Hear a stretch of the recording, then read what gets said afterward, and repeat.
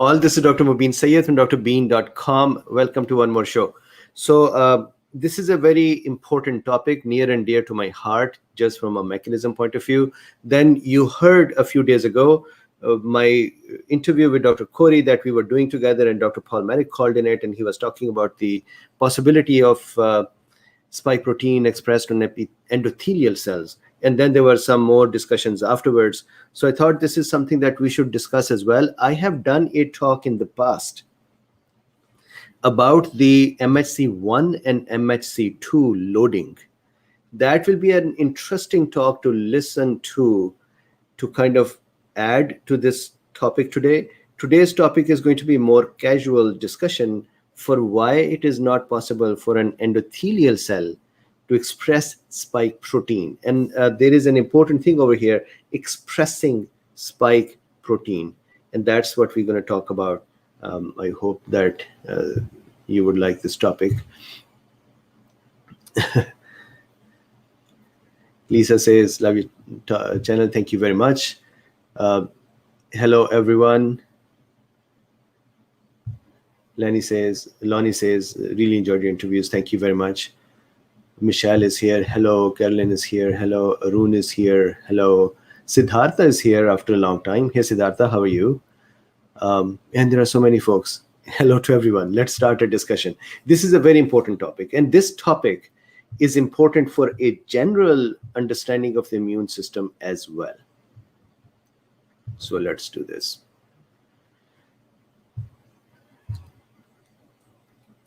So this is the same discussion we were doing. I'm going to use the same whiteboard. So here is the basic theory, conjecture, rumor, incorrect messaging, whatever you want to call it. And that is this.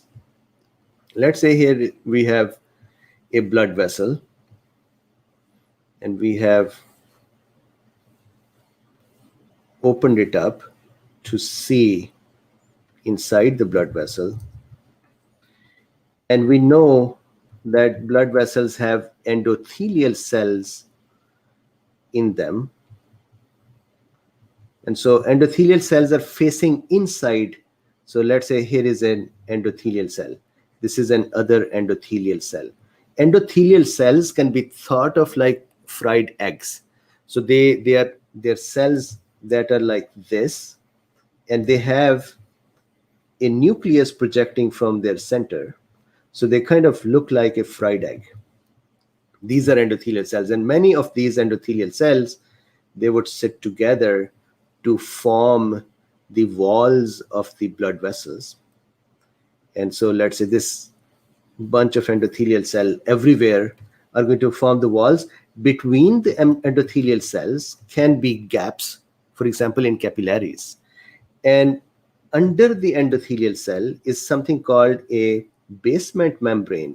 Now, the concept of basement membrane is a common concept throughout our body. Every tissue, the way our body is made is we have various tissues that function for various things. Lungs function for gaseous exchange, and liver function for something, and GIT functions for something, and brain functions for something. All of those specialized cells need to be organized in a structure. That structure is usually put together on top of something called a basement membrane. I have always thought of a basement membrane as a sheet on which you put cells, and those cells would function. Normally, when a tissue is damaged, if the basement membrane is intact, most of the time the cells can regrow on it. But if the basement membrane is gone as well, then having a correctly organized structure to become available again becomes difficult. So under the endothelial cells is the basement membrane. So even when there is a gap between the cells, that gap is not sufficient for the substances to just freely get in through that gap or get out, because the basement membrane acts like a filter there as well. So this is just a structure. Now, in the blood vessels that are slightly thicker, there is more layers of tissue. For example, there is muscles over here, there are more cells over here, there are external layers, and so on. That's a blood vessel structure. What we are interested in today is to understand if this endothelial cell can express, I'm using the word express again and again because that is what is important. Can it express a spike protein on it? And to elaborate further, there is a thought that if there is a spike proteins in the blood vessel, whichever way it reached here. So there are spike proteins in the blood vessels and they are running around, they can actually be captured, or somehow, because this mechanism, the whole mechanism is kind of not a correct mechanism, so I cannot tell you exactly what would happen because it does not happen. But let's say somehow these endothelial cells end up expressing spike proteins on their surface. That is the basic mechanism. And we have to find, today, we have to find a way to figure out, can this expression happen? So let's look at it. First concept to get under our belt. Endothelial cells are nucleated cells, plus they are not professional antigen presenting cells. In our body, there are some cells that are policemen, for example, whose job is to capture the criminals and then they process them and present them. Endothelial cell is not such a policeman. It is not a professional antigen presenting cell. So we will call it a nucleated non-professional APC, or a regular public layman cell in the body. Such cells that are nucleated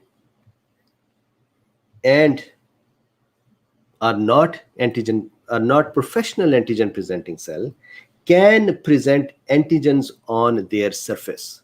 So hear me out, can present antigens on their surface. But what they can present is very important to understand, and that is the discussion. So I'm going to leave this part here for a second and going to go to spike protein. A spike protein for coronavirus SARS-CoV-2 it's a protein, correct? And it is made up of amino acids. It has, I think, 1273. I am just thinking of trying to off the top of my head. So 1273 or 72 amino acids. Think of those as bricks. And we have discussed this many times. These amino acids, imagine they are strung together in a long rope. And then you put that rope together and it becomes a three-dimensional structure. And that three-dimensional structure is a spike protein. So keep an eye on this 1273. Now I'm going to go back here to the cell. The cell, endothelial cell, or all nucleated non-professional antigen presenting cells will do the same thing. Let me explain what are the professional antigen presenting cells. These are mostly macrophages, dendritic cells, B cells, or these classes of cells. They are professional antigen presenting cells. In these cells, the B cells are the most selfish one. They usually do present the antigen on their surface, but they present that to be trained better for affinity maturation. They normally do not present that to activate the remaining immune system. Most of the time, they just want affinity maturation. They want to show it to someone to tell them how to combat them. But the macrophages and dendritic cells will present the antigen, and then they would try to activate the other immune systems. So we'll go there in a second, but first we are back here. This is a non-professional antigen presenting cell. What it does is the following. It will have a protein called major histocompatibility complex 1. And this is where I said that I've done a talk about MHC1 and 2 in the past. It will be useful to look at that talk as well. So major histocompatibility complex 1 protein is built inside these cells. All nucleated, non-professional antigen presenting cells have it. Actually, professional antigen presented cell also have nucleus in them, so they also can make MHC1. The only thing is, these cells, these commoners, they cannot make MHC2. We'll go there in a second. So here we have MHC1. If this cell becomes infected, this is an important concept to keep in mind when discussing this. If the cell becomes infected, let's say a bacteria or a virus or a fungus that enters the cell, then we have a problem. The problem is this: our immune system has no mechanism to scoop in to a cell. So let's say this is the hand of the immune system. Our immune system has no way to bring their hand inside the cell and scoop out the criminals from inside the cell, the criminals that are hiding in here. Our immune system has no way to remove them. So then how is this cell going to work with this thing? There are two possibilities for this. Number one, the cell itself defends itself and breaks down the pathogen that is inside and remove it or kind of digest it. That's one possibility, and cell might survive in that process. Or the other possibility is that the cell just ignores it and now it is infected with it and it is just sitting there forever infected with that. That is sometimes the carrier states. That is also possible. Another possibility is that the cell commits apoptosis, meaning it realizes I cannot be recovered. I have something in me, like a cancer, for example. It's not the cancer, but a virus inside the cell is just like cancer is to us. A virus inside the cell is to cell a cancer. So cell knows that I'm not going to survive this thing. And so it can cause apoptosis. It can kill itself. And then it can also present the antigen on its MHC1 complex. This is where is the important thing to note. How does MHC1 present antigen, and can the cell express the spike protein? So first question, can this cell somehow express a spike protein on its surface? So the short answer is no. The reason for that is there is no mechanism for the cell to build a spike protein and then to show it on its surface or just put it on its surface. So let's say SARS-CoV-2 is running around, or let's say spike proteins were running around in the blood here. There is no mechanism for this cell to capture a spike protein, then tag it on itself to say, well, here, look, I have a spike protein. So what does the cell do? What the cell does is infecting pathogen, let's say SARS-CoV-1 or 2, when it enters the cell and makes its antigens, this cell, in the process of getting defeated, many cells are not defeated by this. What they would do is the cell would, as the virus is building itself, the cell would have an endosome, the shredder, that would shred this antigen into pieces. And please know, it's not just that cell somehow knows that I have a virus and I should shred that. A cell would shred everything that it is made in it. So let's say there are 100 microtubules made, some part of the cell, functional roadways of the cell. 100 microtubules are made. Cell would take a small portion of them and destroy them and show them on the surface as well. A cell usually tries to present as many of the things that are happening inside to the outside. What does that mean? That means if in my kitchen, I am cooking the normal regular food, imagine I made food for 5 people and for 3 times. Even then I take a small portion and put it outside of my door to tell others that I am cooking this. So the cell actually is not wise enough to say, you know what, I'm only going to present an infecting pathogen to the outside. the cell would actually try to present everything that is happening inside, small portions of that, to outside as well as a notification.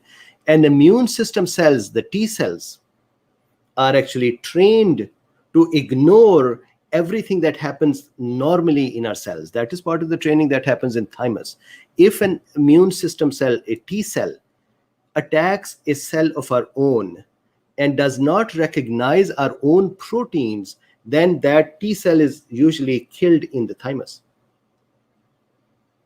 So here, the cell got infected, the cell made SARS-CoV-2, parts of SARS-CoV-2 are shredded and presented on the surface with MHC1. Now here is the important thing. MHC1 can only present antigens. Antigens are the offending agents. Anything is an antigen. Even our own proteins are shown up as antigen. It's just that our body says, I don't care for this antigen. It is me. So I'm not going to beat this one. This antigen is usually from 6 amino acid to 12 to 13 amino acid long. Amino acid, we're talking amino acids. So 6 bricks to 12, 13 bricks long. Now look at the spike protein. How many bricks are there? 1273 bricks. Can we, ourselves, present a complete spike protein on our MHC1? Endothelial cells do not have an MHC2. So let's say MHC1. Can they actually show a complete spike protein on the surface? No, they cannot. This does not happen. A spike protein can only load a tiny pattern of anything. And there is a reason for that. Our body is not stupid that it doesn't attach big proteins on it. The body is actually very, very smart. What it does is it knows that if I break down bigger pathogens, spike protein, SARS-CoV-2, streptococcus, staphylococcus, some fungus, if I break them down and chop them down into tiny pieces, at the very basic level, many of those pieces would look similar, and that is how immune system can react to them. But if it tries to show a complete spike protein, for example, on MHC1, it is not possible, but let's say if it does, now the T cell have to figure out how to bind with this thing. They cannot bind with 1272 amino acids. So this loading is impossible. So how will an antigen be presented? Antigen will be broken down in the cell into smaller pieces. That is done by endosome. There are lysosomal enzymes, digestive enzymes that break it down, and then those tiny proteins are shown on the surface. That would invoke the remaining immune system. Now let's think about spike protein in the blood and endothelium expressing them. So let's say this cell, as I'm going to change the color here, let's say near this cell is a spike protein. Imagine this is an endothelial cell, it is facing the blood, and in the blood somehow there is a spike protein. For some reason that is there, those theories that say there is spike protein. So there's a spike protein here. The cell cannot just capture it and say, I'm going to show you on myself. That's not going to happen. The alternative possibility will be that cell picks it up and then expresses it on the surface. Like we pluck a flower and then put it in our hair. That also is not possible. The endothelial cells are non-professional antigen presenting cells. They do not have the capability of picking up or phagocytosing or endocytosing just some foreign material and say, now I'm going to present it. Even if you gave them this capability, they still cannot express that on the surface. They still are going to shred it and express the shredded pieces. So can an endothelial cell capture a spike protein and show it? Not at all. It's not possible. Now, let's look at one more mechanism here. Let's say we claim, let's say all of us here, we make a new claim here. We say, you know what? The spike protein will bind with ACE2. And then this ACE2 has captured the spike protein. Now the cell would express it. So no, it cannot express it. What will happen to this complex? And it was so interesting. A few days ago, somebody was arguing. You know that I usually don't argue. Somebody thinks whatever they want to, I cannot go and correct everybody's concepts, and then my own concepts are usually not all the time correct. So I make mistakes. Similarly, there are people who make mistakes, and I don't have enough time to just correct everyone or present what may be something that is correct. So with that humble positioning, that I don't know how to keep answering everyone for. So somebody was saying to me, you do not know that the ACE2 will be down regulated when a spike protein would connect with them. And here is the thing. I'm going to go here for a second, make a new cell. For the cells, the receptors on their surface, these receptors are recycled all the time. That means the cells will make the receptors as a protein. That receptor will be packed into small vacuoles or small pockets. These little spheres filled with ACE2. When a time arrives that these ACE2 are needed, these will be sent to the surface. They will go to the surface and open up, and that would cause the ACE2 to appear on the surface. How does a cell know when to put ACE2s on its surface? Usually, the existing ACE2, and this is true for all receptors, any other receptor. Usually, when a receptor is functioning and it is attaching with its ligand, when it functions, it sends signals inside. And the cell has mechanisms to count the amount of signals coming in. And based on the amount of signal, the cell can assess how many receptors are out there. One, or how much ligand is out there. Ligand is the thing that would bind with the receptor. So imagine, let's say we talk about insulin. Let's say for a second, all of these are insulin receptors. And a person does not have enough insulin. Their pancreas is not making enough insulin. Cell does not know that there is not enough insulin. All cell knows is that my insulin receptors are not functioning because there are not much signals inside. So the cell thinks, oh man, I think I do not have enough receptors to catch enough insulin to bind with me. So I'm going to just send some more receptors to the surface. Right? So this is equal to if, let's say, you feel that there is not enough fresh air in the home, you open up more windows. That is what the cell does. It calculates the incoming signals from the receptors, and if they are less than normal, then the cell would send more receptors on them. Or it is also possible that the ligand, for example, insulin is actually present, but the binding mechanism and the signaling mechanism is not working correctly. Cell still does not know that is it the insulin that is not working correctly, or it is the receptor that is not working correctly, or the second messenger system that is not working correctly. Cell is going to try to make more receptors and put them on the surface to catch more insulin. Same is the case for ACE2. ACE2 do a specific function, and cell keeps a count of the signals coming from ACE2. When the cell feels that there are less signals from the ACE2, its natural response to that is to make more ACE2 and send them out. At the same time, when ACE2 are present on the surface and they have become bound to their ligand, these are now useless ACE2s because they are now bound to the ligand. It is possible that this whole complex is internalized and then digested just like other proteins are digested, and then broken down, and then those proteins may be presented on MIC1, and the remaining pieces will be broken down into smaller bricks, amino acids, and recycled to make more receptors or other things, and this cycle continues. So somebody said to me don't you know that the spike protein would become attached to the ACE2 receptor, and now this receptor is gone. It is bound, and now we have a downregulation, and this downregulation would not be forever. If, let's say, you pour a bunch of spike proteins onto ACE2, you make a rain of spike protein on the ACE2. They will bind with the ACE2. ACE2s will be internalized. They would be recycled, and new ACE2 will be produced on the cell surface. I'll give you an example. We know that we use blood thinners. Some of the blood thinners will work on the platelets and disable platelets function. But why do we then continue to have blood thinners? Because we make new platelets.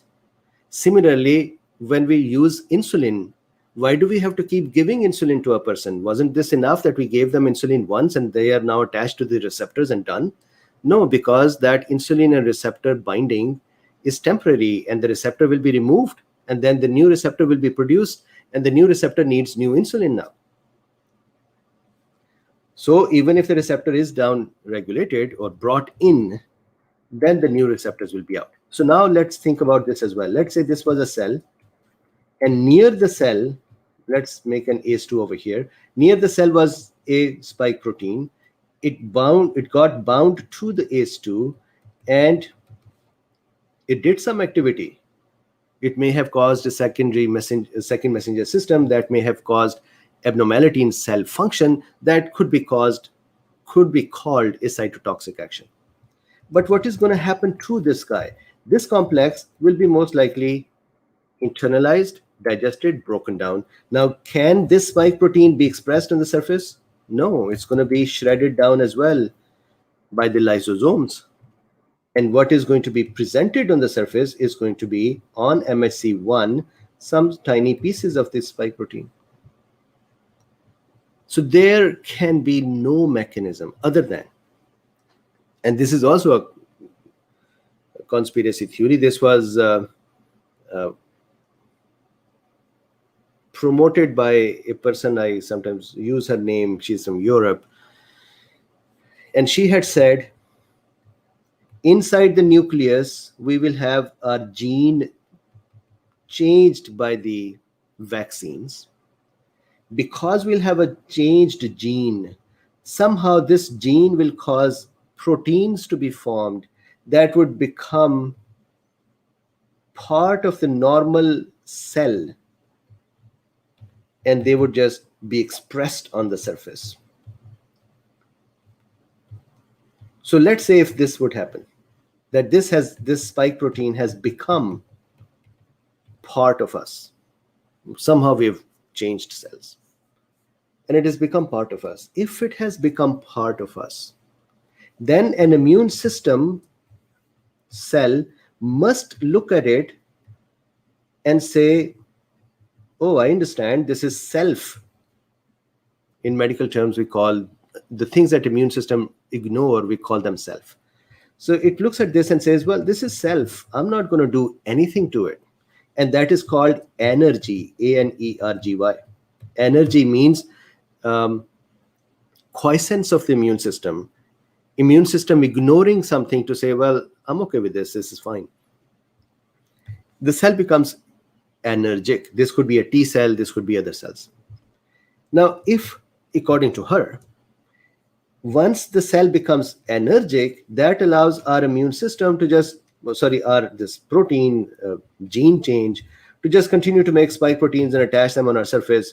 Then somewhere in the future, when the actual virus arrives, this is the actual virus now, it came in and said, hello, I'm here. I was going to curse here, but let's say that virus says, I'm here. When it comes in the system, according to her, now this immune system cell is going to look at this spike protein and say, oh my God, this is a spike protein, and attack our existing cells that were expressing spike protein. How will the immune system now was allergic to this spike protein all of a sudden become sensitive to the spike protein? That's not going to happen. So anyways, endothelial cell, can it express an spike protein? No. Can it express that on MHC2 instead of 1? So first thing, MHC2 is not on the endothelial cell because endothelial cell is not a professional antigen presenting cell. But let's say we say, you know what? It is a professional antigen presenting cell. There are a bunch of macrophages disguising as endothelial and just stuck there. Okay, then it has MHC2. MHC2 can present at most from 6 to 7 amino acids to what I read, some books say 22, some books say up to 30 amino acids. Once again, spike protein is 1272 or 73 amino acids. The cell will have to break down the spike protein to present pieces out here. So can this cell somehow on MHC2 express a spike protein? Impossible. So we can do whatever we want unless spike protein itself is some sort of a secretable component that is artificially made that way, and a cell is changed that way. That cannot happen. This mechanism cannot happen. Now, endothelial cells cannot just capture a spike protein and then express it. So this is a discussion that I wanted to make sure that we are aware. So John Snyder says MH2 is still only 30 or so epitopes. Correct. So even if you become flexible to say, you know what, we are going to let endothelial cells offer MHC2, then that is still only 20, 30 amino acids. And then not just this is important, the binding cells, the T cells, they also have a T cell receptor, also has a limit. So let's say this is a normal non-professional antigen presenting cell. It is presenting something on MHC1, and that thing is, let's say, 10, 11 amino acids. But let's go crazy and we say, you know what, here it has an MHC2. And on that MHC2, somehow it has decided to present whole 1272 amino acid based protein. This protein need to be now bound by something which is going to be a T cell receptor. T cell receptors have their own total size. They're also not unlimited size. They also have a smaller cleft. Cleft is the groove in which the antigens bind. Just like if you have a ball and you hold it in your hand, there's a cleft in your hand in which the ball would fit. Similarly, there is a cleft or a groove in which this antigen would fit. And that groove has a size as well. So there is a limit.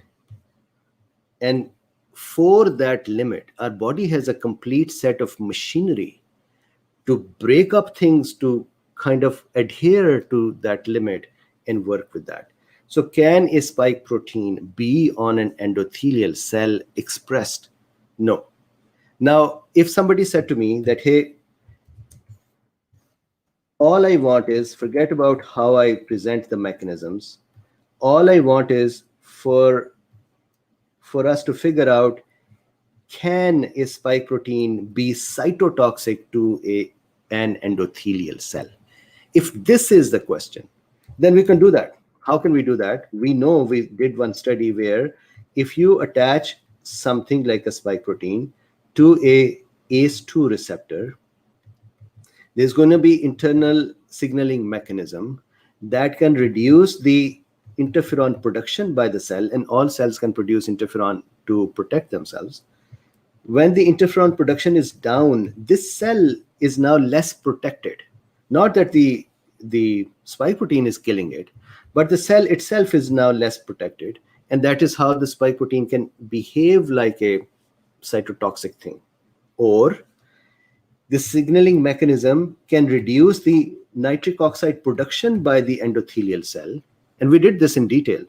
This nitric oxide production the reduced nitric oxide production affects the smooth muscles of the blood vessel that are under the endothelium. These smooth muscles' function is to contract or relax, and the endothelial cell can send them a message in the form of nitric oxide to say relax. And relaxing would dilate the blood vessel and increase the blood flow to some tissue, maybe to combat some infection. And now if the spike protein is attached here and less nitric oxide is produced, then the smooth muscle might not relax that much. That would mean that the blood vessel may not dilate that much. That would put these cells at risk as well of local damage and inflammation and an issue. And then we know that if spike proteins or the virus goes into the cell, then the cell has a problem. So these are the things that are there. I hope it makes sense. So let's look at the questions and then we stop.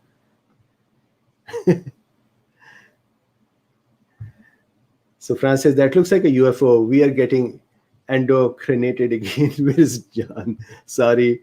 I wanted to make sure that we can think about it together.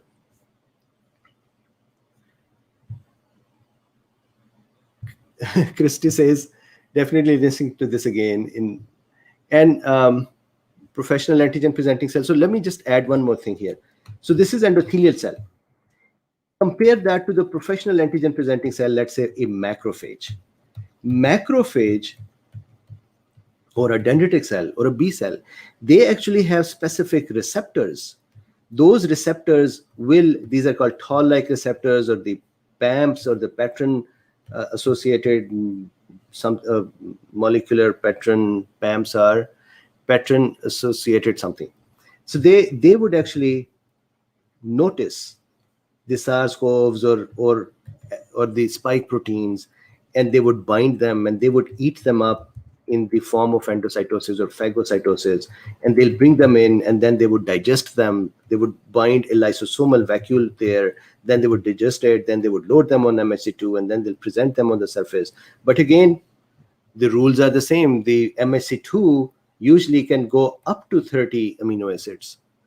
So we have a 1272 amino acid long spike protein. That cannot actually enter an endothelial cell, but a macrophage can eat it up and then present it and then activate the immune system. And we've talked about that for a long time. So this one, I saw this Twitter message from someone who is nowadays very popular about, hey, we have a possibility of ADE. I don't know why people are just sitting around waiting for ADE to happen and for escape to happen. And so Bianca says, Dr. Sayed, can ADE possibly occur if neutralizing antibody vaccines dose durability begins to wane? So this is exactly the Twitter message that I read today. And then the folks actually come up and say, I am just so concerned. I think that we are in trouble now. And they're so sincere and they're just so loving us. And in that process, they're doing this, which is just, I'm hoping that they believe in what they're saying. So question about ADE. I have done a talk where I discussed 5 mechanisms of ADE, the possibility of ADE with other viruses, the studies that were done to see how ADE is possible for other viruses, a try to create ADE for SARS-CoV-2 in vitro, and they saw that ADE did not happen. It's actually a good thing if it did not happen. Why are we looking to have ADE? ADE does not happen with the antibodies of the SARS-CoV-2 and their presence or their lack. So to answer your question, Bianca, can ADE occur if the neutralizing antibody vaccines wane? So let's look at that. I'm going to start with a basic idea here. Imagine this is our first time ever experiencing SARS-CoV-2. So the first time ever when the SARS-CoV-2 enters, so whatever variant, let's go to alpha variant. Let's say it entered our body over here. Then it started replicating. Our immune system is sitting there looking at it and saying, I don't know what this is. I have never seen this thing. So immune system is not even ready. If it has not seen something, it's going to take 10, 14 days or 7, 8 days to become active. Innate arm will become active right away, but the adaptive arm would take some time. So there is no antibodies yet. There is no cytotoxicity yet, other than neutrophils and the innate arm cells, macrophages, dendritic cells, neutrophils, NK cells. They are working here. So here's the virus. Virus would start entering various cells. For many, many days, it would infect them, come out, infect them, come out, infect them, and it would keep increasing the viral load to a point that maybe somewhere about mean was 5 days for alpha. in about 5 days, there is enough virus produced by using our cells as a factory. And there is enough destruction of the virus done and presentation to naive T cells done, and the T helper 2 pathway and T helper 1 pathway activated, that we have antibodies in the cytotoxic cells, and now they're going to start destroying the virus and the virus infected cells and get us out of this trouble. Then what happens is, so this is the first time, right? Then what happens is, this immune system, out of abundance of caution, will stay active for some months. And then when it would be sure that, hey, I don't see this antigen anymore, then it would ramp down.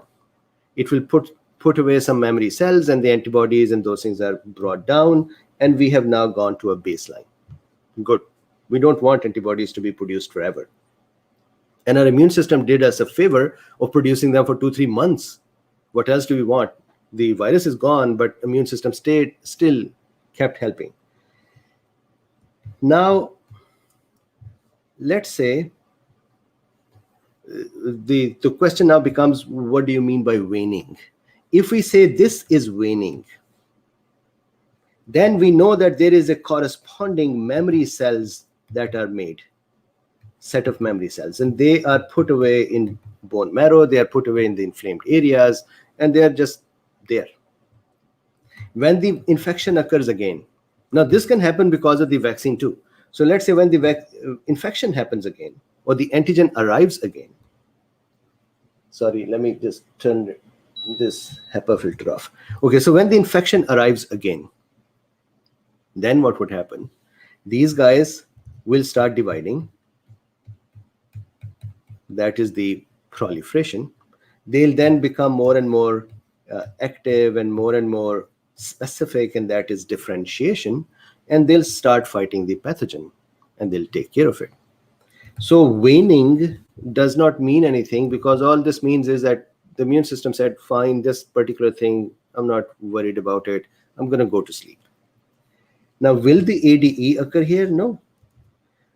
Can ADE in theory possible? ADE in theory can be possible even the first time around. Whenever we have, for example, one mechanism of ADE is that the antigen, let's say a piece of spike protein, will get bound to a antibody, and that antibody has a receptor on the cell. This is a normal standard mechanism. This receptor is called Fc gamma receptor. Antibodies, as a function, settle down on various cells by binding to the gamma receptor, which will then cause activation of the complement system, which is required to destroy the cell. This may be a virus or a pathogen or something, or offending cancer cell or something else.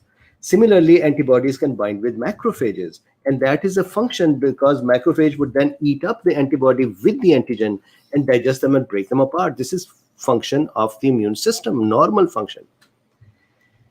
Folks have said, and this is proved in some cases, just not with the SARS-CoV-2.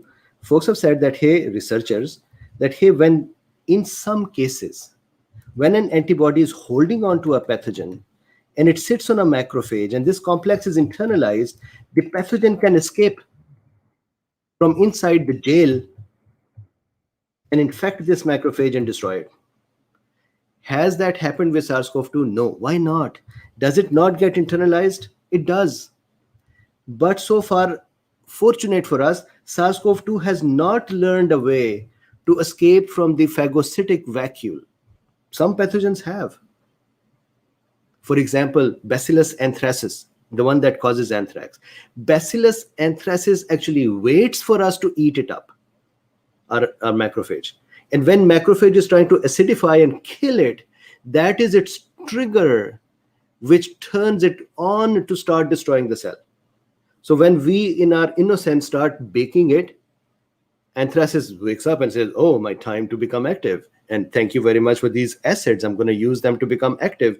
And it then starts destroying. But most of the cells, pathogens, will just get stuck in this phagocyte and they'll be destroyed in here, and the rest is history. This is, so some folks said, well, in case of SARS-CoV-2, this destruction will not happen, and that is ADE. Now, that is not proven because SARS-CoV-2 cannot escape the phagocyte that easily. Okay, what else? Can a complement system help here?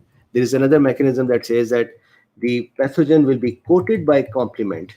This complement also has the C3b complement part has a receptor on phagocytes as well, macrophages, and that would bind here, and that would also internalize, and then once again the virus can escape.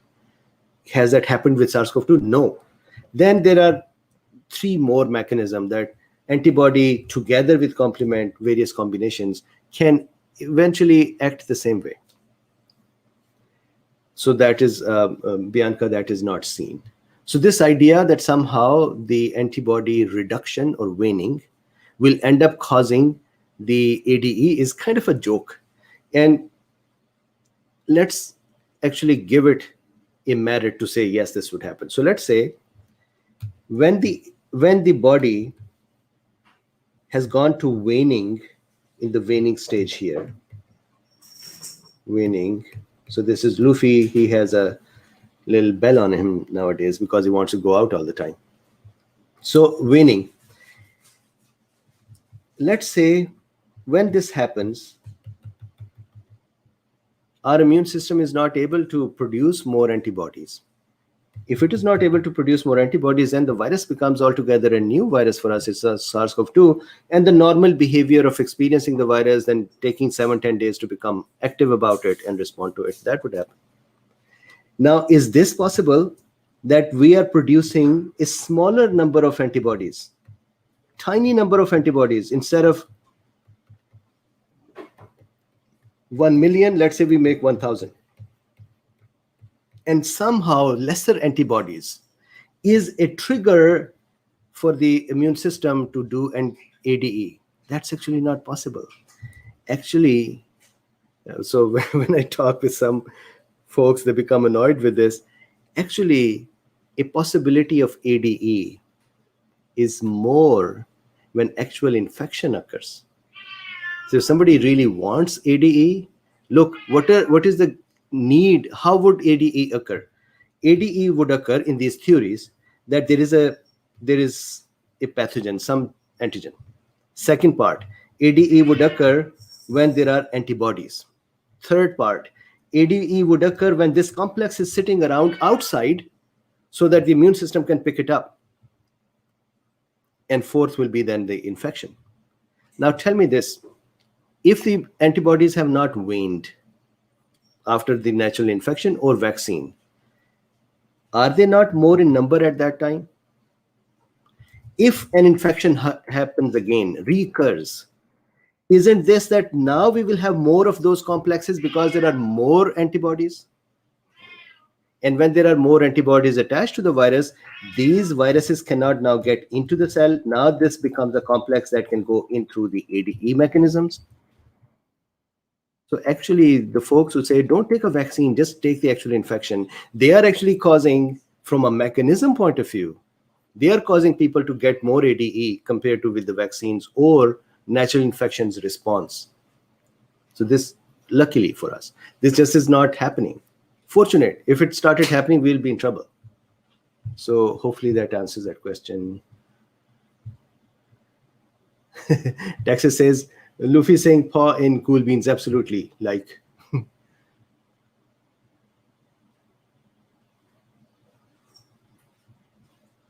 okay, so what else do we have?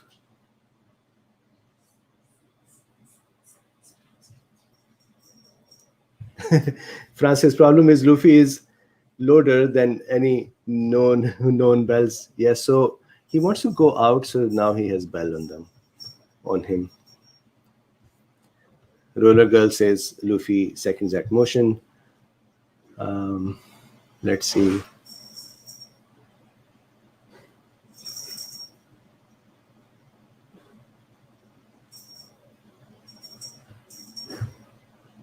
John Elderton says, methotrexate reduces antibody response after vaccination for COVID, but T-cell response is positive. Thoughts? So that simply means that what we are saying is methotrexate is somehow suppressing T helper 2 pathway more than T helper 1. So cytotoxic cell can still continue to become active while antibody side is not active, which is fine. It's a molecule. It may have a propensity to move immune system to one side versus the other.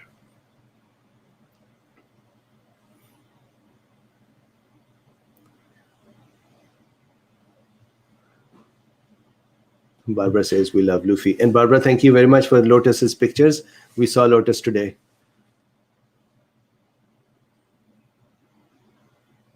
Okay, so just looking for any questions. If not, then we can stop. Jim is here as well. Hey, Jim. Jim says, I'm here but quiet. Hey, Jim, how are you? So there is a question. Ernesto says, do you think CD4 and CD8 cells will last for years, as in the case of SARS-CoV-1? Yes. These cells, in case of SARS-CoV-1, had been found to be there till 10 years. We are fortunate that it is a coronavirus. We are unfortunate that even the things that were written in the books were not looked at correctly, or people found ivermectin and that was not looked at correctly, or there were other things that could have been used to help us.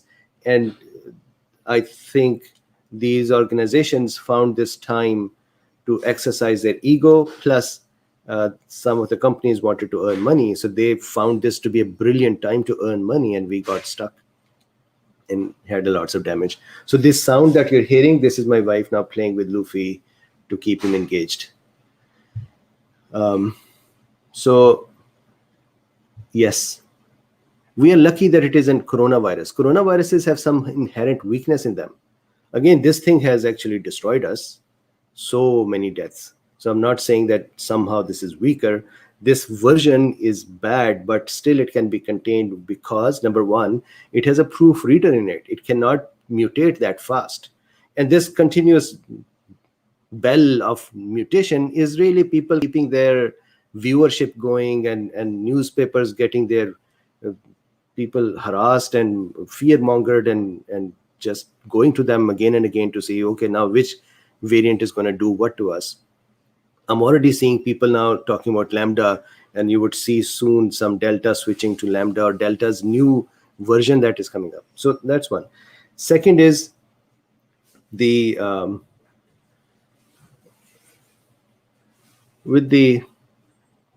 there's a proofreader in it. Secondly, the spike proteins, our body can handle them, and then can make memory for 10 years. For antibody memory, 2 to 3 years for SARS-CoV-1. Thirdly, I had presented this from the books. I had done a video about WHO and FDA and where they are falling short, in which I had actually shown the books that said, wear a mask. So you like the mask or not, but think about it for a second. There is a book from 2006 that says when there is a coronavirus, wear a mask. And CDC is still figuring out wear a mask or not.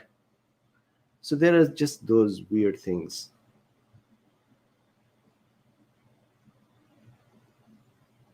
Bianca, you're very welcome.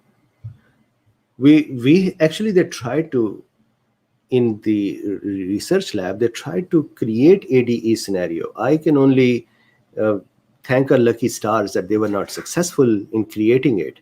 They created all the setup to create an ADE scenario, and fortunately it didn't happen. Otherwise, at this time, for everything, just like today, there are so many folks, if you go to Twitter, for everything they say, well, that is because of ADE. Well, this is ADE. Even today, this very honest sounding person had the tweet, oh, I'm so worried, this is happening, and this seems like ADE, and now we are so, and he had thousands and thousands of retweets and likes, and the whole thing was BS. So we're fortunate that this is not happening.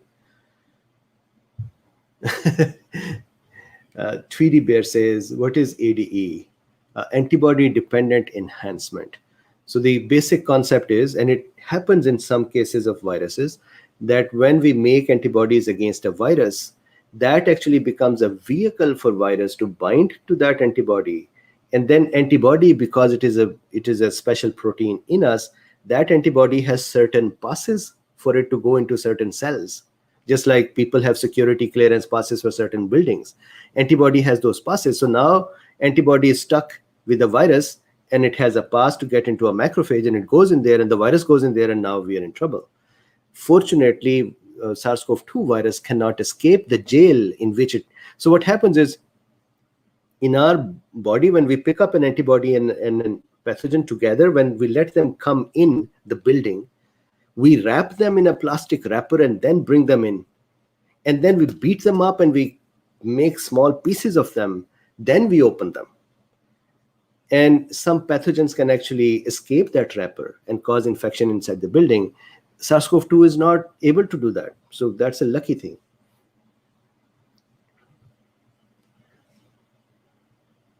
So I hope that, and I have done a video for 5 mechanisms of ADE. Antibody is just one. Complement can be there too, and other mechanisms are there. Okay. So Terry says, can you please address the mechanism of adverse effects from vaccines such as severe memory loss? So Terry, one of the things that I have discussed is the monocyte-based immune system activation that can cause neurological symptoms. So please watch my video with Dr. Bruce Patterson where we have discussed these. And also, please, there is solutions for these. So go to FLCCC site. There is an iRecover protocol there. I have led that protocol. Please look into that. Talk with your doctor about it.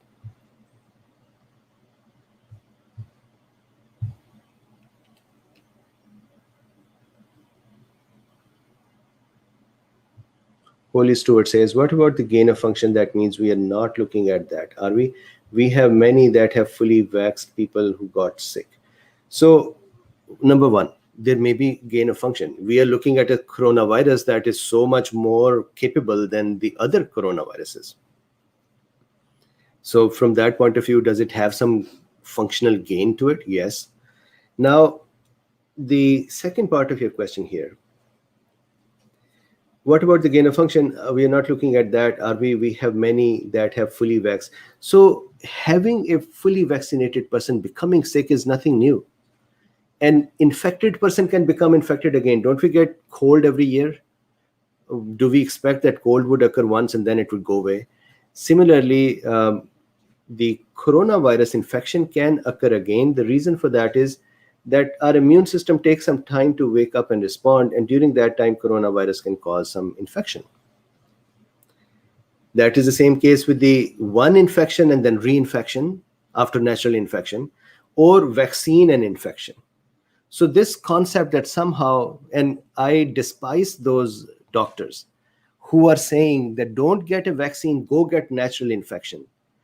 They're causing such a risk. But natural infection or vaccinated immunity, both of them have the same risk of having a reinfection because immune system takes some time to activate. It is not true. So let me share my screen for a second to explain.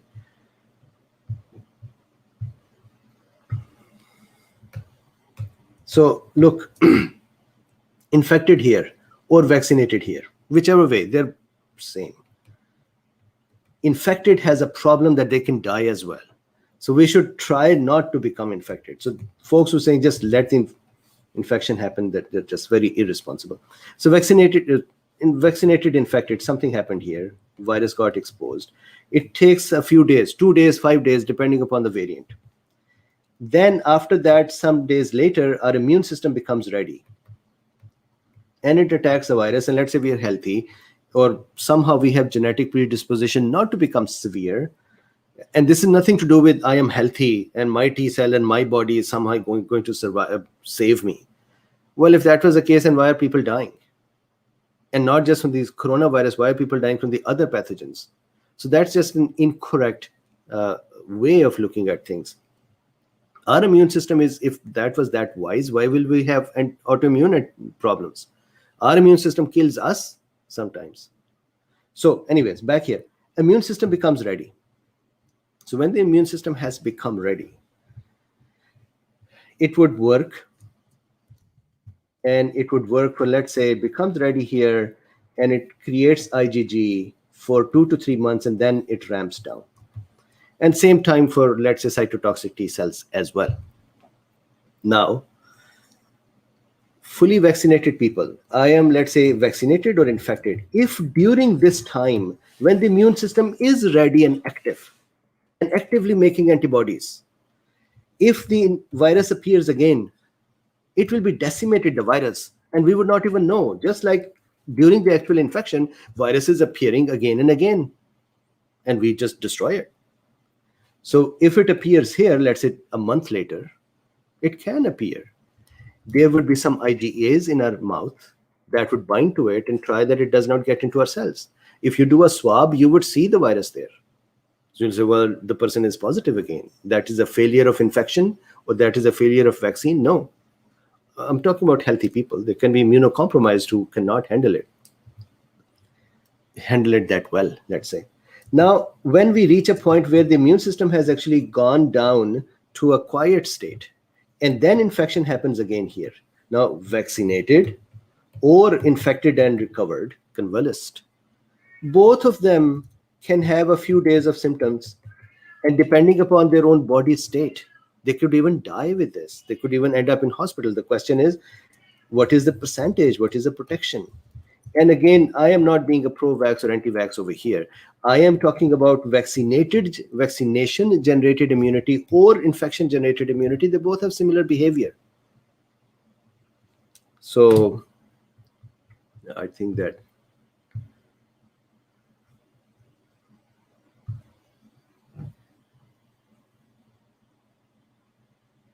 Jody says, we are definitely killing this virus. It's pulling all the stops with Delta, and still we're killing. Yeah, we will get rid of this virus. The reason is it is a coronavirus.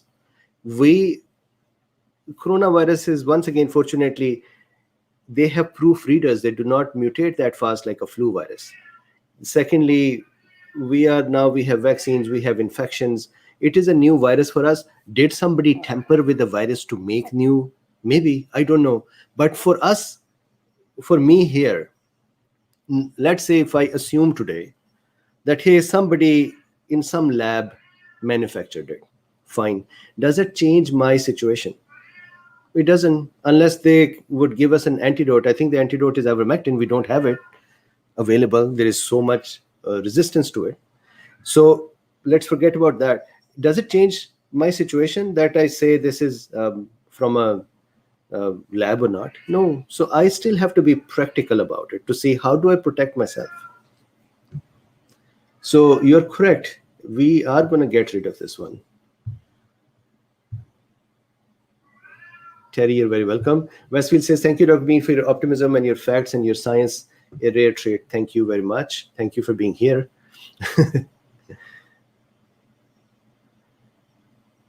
Cody says, I don't even take aspirin. Cody, there are so many people who don't want to take medicines or who don't like to take multiple tablets. So they just don't feel like it. And that is fine. Just be safe in whatever way you can keep yourself safe. Whatever way you have learned to keep yourself safe, just be safe.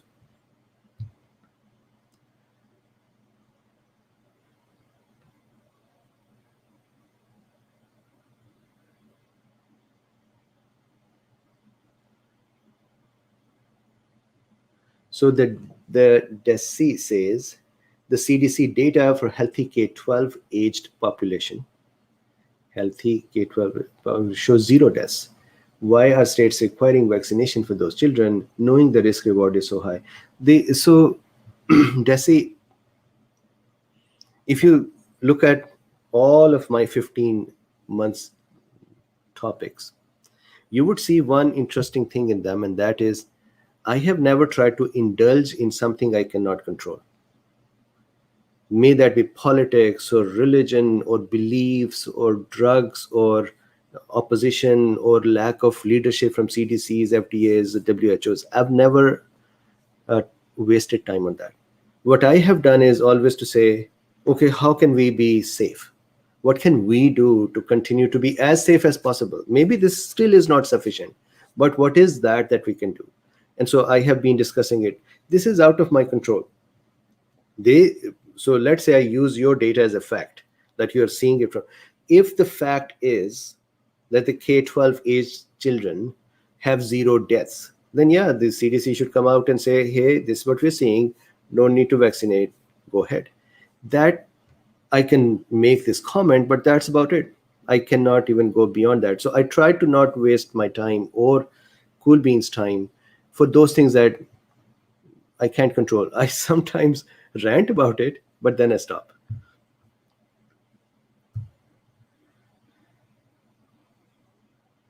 Barbara says, I like that philosophy. Absolutely. Thank you. Eric says, I love this channel and your videos highlight from my evening. Thank you very much. Do you know, this would sound narcissistic, but it is not.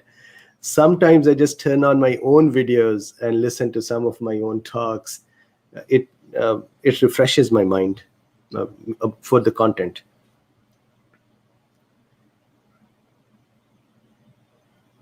Interestingly, I cannot catch my own accent. So somehow to me, my accent does not look like an accent. But people tell me that I have an accent. So I think I'm speaking perfect English right now.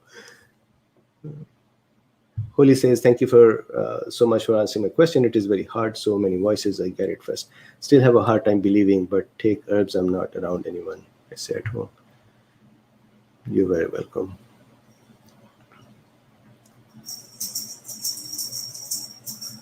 Anthony says, both of my 2 brothers never got a vaccine and both had gotten the virus. Both ended up with long COVID. I'm sad for both of my brothers. And please tell them that it is still, there is a chance to help long COVID. Just go to FLCCC and look at the protocol.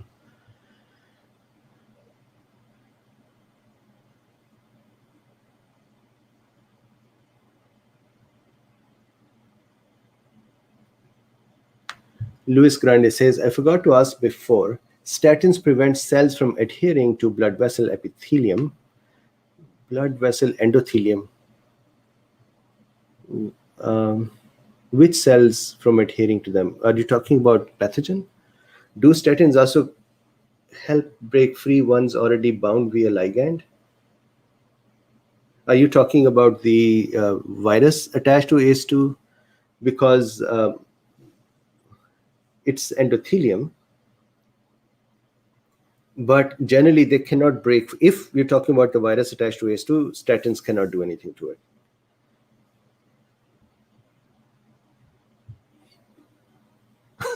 Cody V says, I smoke pot with moderation and discretion. Okay, very good. Not saying very good, do it more, meaning thank you for the statement.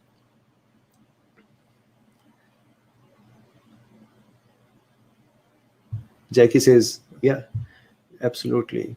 And not only treatment is ignored. I was lying down last night and I was thinking that this poison, SARS-CoV-2, actually has an antidote that we know. And there is so much censorship and opposition to it that it is almost criminal to talk about that antidote. And so we ended up with a poison for which we knew the antidote, and even then the world is stuck with it.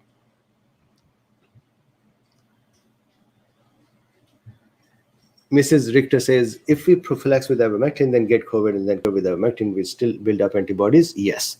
And I have done that discussion many times.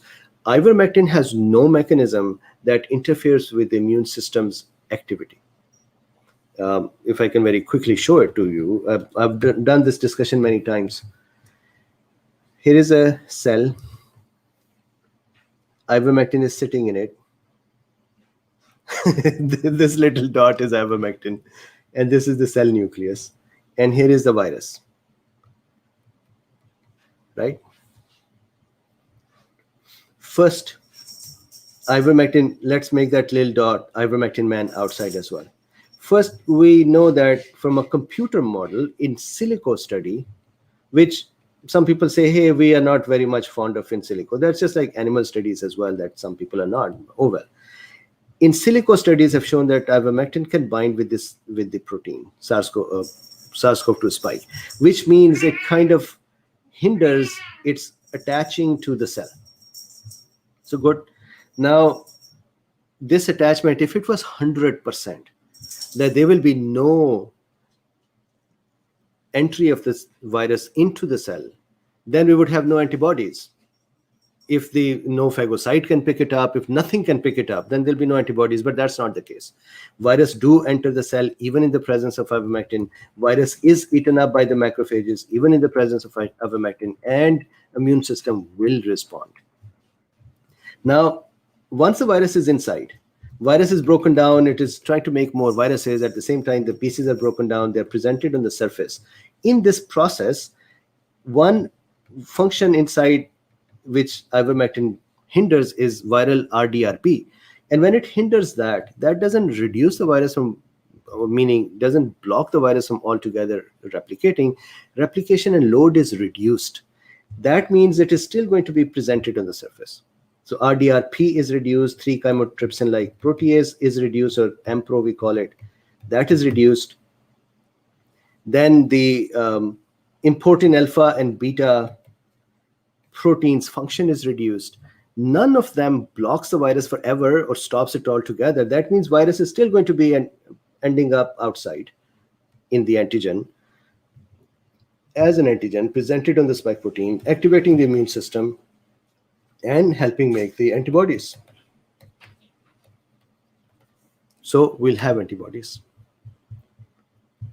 If it was so strong, ivermectin, that giving ivermectin would just stop the virus from being eaten up by macrophages and entering the cells, then the ivermectin will be like the champion.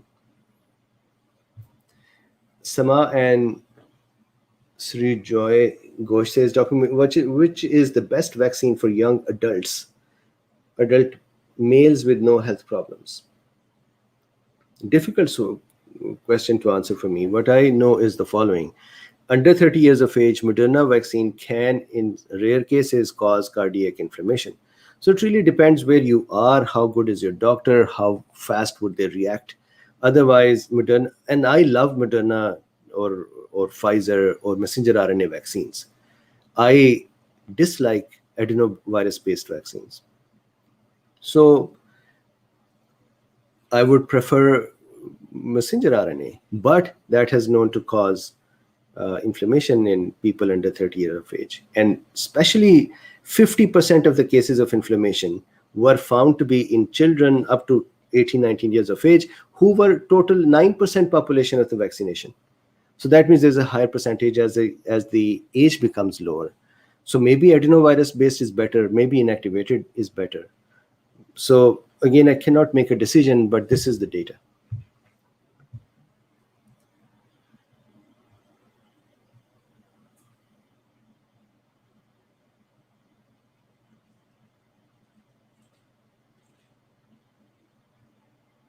Roman is here. Hey, Roman, how are you?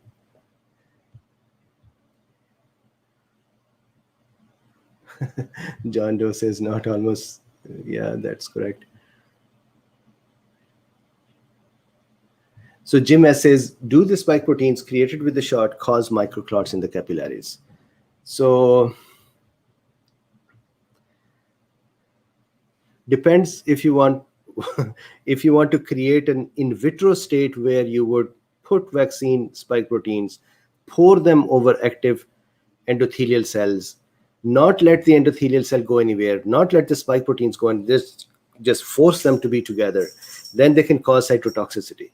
In the blood vessel, when they are there, they cannot easily bind. When a few days ago I was talking with Dr. Paul Marek as well, our cells that are endothelial cells, they have, so think about this for a second with me. Here is a blood vessel. Inside the blood vessel are endothelial cells, correct? There are thousands of substances that are running around in the blood. Spike protein is not the first thing that can, I believe it does not go into the blood that much, but let's say that it goes in, and here is spike protein. There is lots of other proteins in the blood cells. There are lots of chemical substances in our blood, not blood cells, in the blood. We have vitamins there. We have the food that we ate. We have nutritional components there. We have amino acids there. We have cholesterol there. We have albumin there. We have globulin there. We have antibodies running around there. We have other pathogens there. We have monocyte. We have blood cells. We have complement system there. It is 40% or 50% of the blood is just made up of cells and these proteins. They don't attach here to a blood vessel wall. Why not? Because our blood vessel walls cannot afford that things bind to them. If things started binding to them, that blood vessel would immediately start developing clot and the blood vessel would shut down. Because of that, blood vessels have very slippery surfaces, and the things that are running in the blood would just run and not land on them. And blood vessels have this is such a beautiful mechanism to actually see how a cell is captured on the surface of endothelium to stop that immune cell to say, I want you here. So let's say there is some damage here, this area. There is SARS-CoV-2 here, or there is some other pathogen, or there is some damage here. Now blood vessel wants to give rise, wants to allow some cells to go here. Do you know that, have you seen on the Navy ships and how the plane land on them? They have those hooks and they have those ropes and stuff that would catch the plane. Similarly, these endothelial cells would express special catching hooks on them when needed to try to catch the cells. And the cells that need to now get out, they would, so now all of those hooks are expressed, the cell would start attaching to them like a Velcro slowly. And so what we say is that they would start marginating first. Marginating means from middle. Cells and components usually are running in the middle. They are not even allowed to touch the blood vessel wall. So they're just running. And so they would marginate first, that is, they come near the blood vessel walls. Then they start bouncing off of it. Imagine a plane that is trying to land. And then there are hooks that would start holding them. And it is such a beautiful mechanism that there are hooks that would hold them and release them, hold them and release them to slow them down. Then eventually the cell would slow down enough that that holding and release would not release. And now the cell would drill a hole in the blood vessel and get out. This is called diapedisis. This mechanism of slowing down the cell, so we call it margination. Then this is margination, then rolling, then stopping, then diapedisis. It is the same problem with the proteins too. Proteins are even small fish. They cannot just go and attach to an endothelial cell and say, I'm going to be here. If that was the case, albumin would get stuck first. Globulin would get stuck first. Antibodies would get stuck there. Complement systems will get stuck there. The blood clotting factors will get stuck there. That doesn't happen. But somehow spike protein will have this privilege that would get stuck here. So that's going to be a difficult situation. So the point I'm making to answer you, Jim, is it is in an experimental setting, we can force the cells and the spikes to connect by not moving them. But in an actual body, the blood is actually circulating very fast. And so it is difficult for the spike or any protein to get attached to the cells and do something. Now, having said that, you know that the receptors ACE2 are here. And of course, that means ACE binds with it, right? Or angiotensin molecule. ACE1 is here, and that binds here. So for their binding, there are special areas in our body where the molecules and the receptors are brought together, and there is an affinity. That affinity can be used by spike protein as well.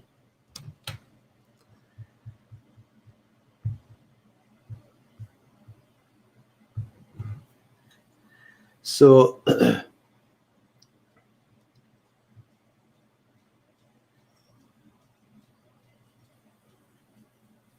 so Kathy, I think I answered the same question. I heard you say you and wife took baby aspirin after taking vaccine. I took Pfizer in March. Yes, so we tried to do whatever we could. Okay.